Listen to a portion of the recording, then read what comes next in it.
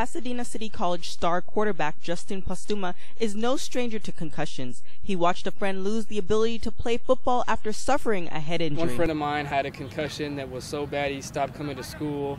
He was on his way to get back, and unfortunately his little sister hit him in the head with a flashlight, and that kind of ruined his whole career because, I mean, he couldn't even sit in the classrooms without getting headaches. Has to go around wearing sunglasses for the rest of his life. Concussions temporarily keep the brain from working properly. PCC's head coach says the key to help prevent concussions is making sure athletes learn proper blocking techniques. We break down the process and the techniques of tackling from the most basic part. We start with this is how we stand. This is where we want our head to go. We want our arm motion to be as such. We're going to run our feet in a certain way.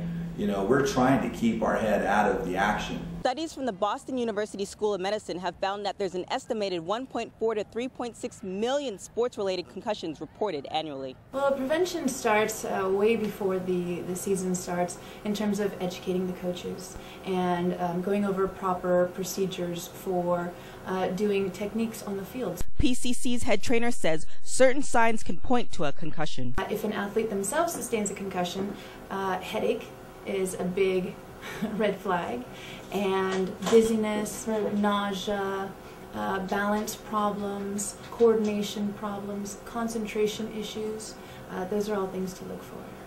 Football has advanced over the years, from rules to equipment. Helmets are evidence. Over time, the helmet has sort of become a primary point of contact. It's almost, I hate to use the term weapon, but some people like to utilize it as the first point of impact to make contact. And generally, the sport was designed, I believe, with the intent to use the shoulders. Still, concussions remain a real possibility in contact sports. Justin, who dreams of transferring to a 4-year school, then heading to the NFL to pick up a few championship rings, says he knows the possible consequences, but he says that won't stop him from playing the sport. It's a violent sport. It's modeled after war. Valley says you can't always see the signs of a concussion and that some athletes may not experience or report symptoms until hours or days after the injury. She says most people with a concussion will recover quickly and fully, but for some people, signs and symptoms of concussion can last days, weeks, or longer. She says it's key for athletes, whether weekend warriors or Pop Warner superstars, to learn how to correctly protect themselves and wear the proper equipment to limit the possibility of a concussion. For more information, you can visit cdc.com or ncaa.com. For information on PCC's upcoming football schedule, you can visit pasadena.edu/athletics.